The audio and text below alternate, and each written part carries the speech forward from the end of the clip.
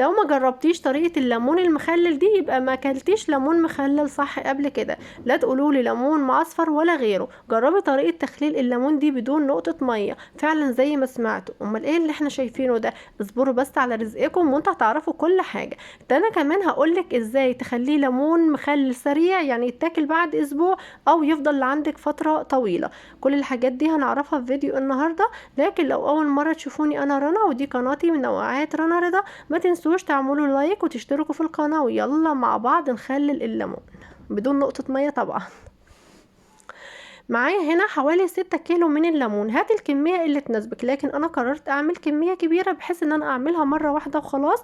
وبالمناسبة كمان انا عملته بالطريقة اللي انا عايزاه يفضل عندي لفترة طويلة، يعني ما عملتهوش ليمون سريع.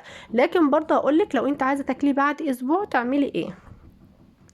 طبعا اول خطوه هغسل الليمون كويس، وحاولي تبصي فيه لو تلاقي ليمونه تكون مثلا فيها حته فاسده او حته بايظه او ولا حاجه تخرجيها بره.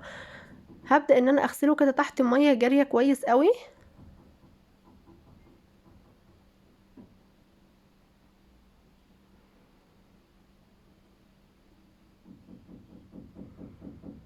انا طبعا بحب ان انا اخلل الليمون بكميات بحيث ان هي تكون متوفره عندي. كمان داخل شهر رمضان، كلها 4 5 شهور وشهر رمضان يجي، وبيكون يعني الليمون بصراحه مناسب قوي مع شهر رمضان. بعد ما خزلته كويس جدا، هنا حله كبيره على النار فيها ميه حوالي نصها كده ميه.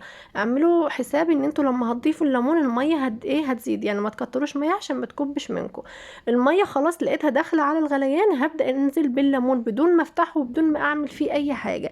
هسيبه يغلي غلوه واحده بس، لان زي ما قلت لكم انا عايزاه يكون ليمون يقعد فتره طويله عندي، او انا مش عايزه اكل منه دلوقتي، انا مخليه وعايزه اسيبه لشهر رمضان. لكن لو انتوا عايزينه مثلا يكون بعد اسبوع تاكلوا منه، تبداي تغليه كويس، يعني تغليه 3 4 غلوات على النار، تسيبيه حوالي كده 5 دقايق، تلاقي الليمونه بدات ان هي تضطر، فسيبيها على النار.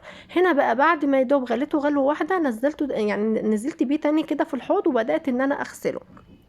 طيب وحاجة كمان لو انت عايزاه يكون سريع، انا سبته هنا يوم واحد بس في مية من الحنفية، يعني غيرت له مرة واحدة بس. لكن لو انت برضو عايزاه يكون جاهز بعد اسبوع، سيبيه يومين 3، يعني غيري له يومين 3 مية من الحنفية، وبعد كده نبدأ نخلله بالخطوات اللي انتوا شايفينها.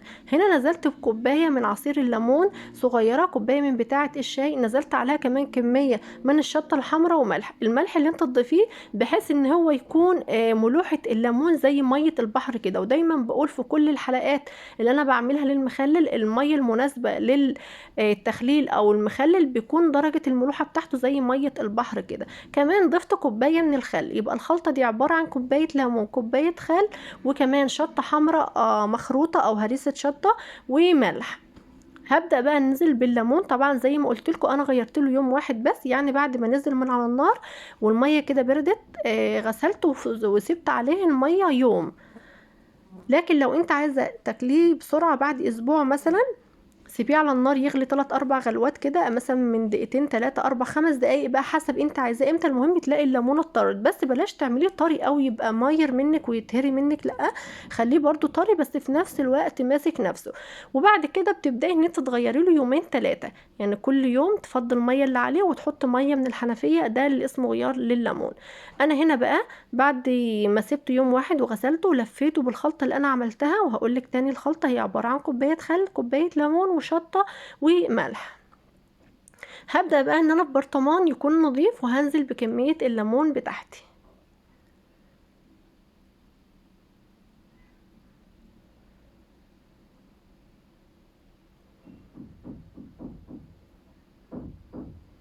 طبعا كل ما بتكون الشطة الحمراء تكون اكتر كل ما بيكون احلى.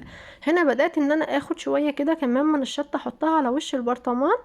وزي ما قلت لكم مش هضيف اي مية.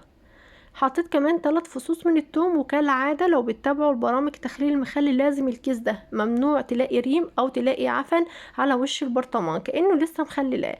هسيبه بقى انتوا كنت بتقولوا لنا فين المية اللي احنا شفناها في بداية الفيديو، اصبروا عليا. بعد 3 ايام او 4 بالظبط هتلاقوا البرطمان مليان مية بالطريقة دي. ازاي بقى؟ بقدرة قادر هو فعلا كده. سيبيه كده في اي مكان في المطبخ، هتلاقي بعد 3 ايام بالظبط او 4 ايام الليمون بقى عامل ميه كده. وكمان هتلاقي ان ممكن حجم الليمون بتلاقيه خس لتحت شويه. طبعا لو لقيتيه خس بزياده ممكن تضيفي له شويه ليمون كمان، تكون مثلا عامله برطمان تاني ولا حاجه. انا كنت عامله، عايزه اقول لكم، كنت عامله برطمان كبير وبرطمان صغير. لقيت البرطمان الكبير اللي انا صورته معاكم تقريبا خس للتلت بالظبط، خد كمان البرطمان الصغير. وزي ما انتوا شايفين الميه غطيته لحد فوق. وفعلا يا جماعه انا ما زودتوش اي ميه ولا ضفت عليه اي حاجه غير الحاجات اللي انتوا شفتوها معايا، الخل والليمون فقط لا غير، والشطه الحمراء والملح. في المرحله دي بقى لما الاقيه اتغطى بالميه هبدا احط عليه حوالي 3 4 معالق من الزيت على وش البرطمان. ده بيعمل كعازل من الهواء، بيحافظ عليه، بالذات ان انا عايزه اسيبه لفتره كبيره. ويا سلام بقى ورقتين لورا بتدي كده ريحه ونكهه رهيبه. وكالعاده الكيس بيحافظ على وش البرطمان، مش بيخلي فيه عفن او ريم او اي حاجه. بعد كده بقى هغطيه وهسيبه لحد ما يجي ميعاد بقى يستوي 2 3 كده، وابدا اكل منه كده. خلاص الفيديو انتهى، اسيبكم في رعاية الله.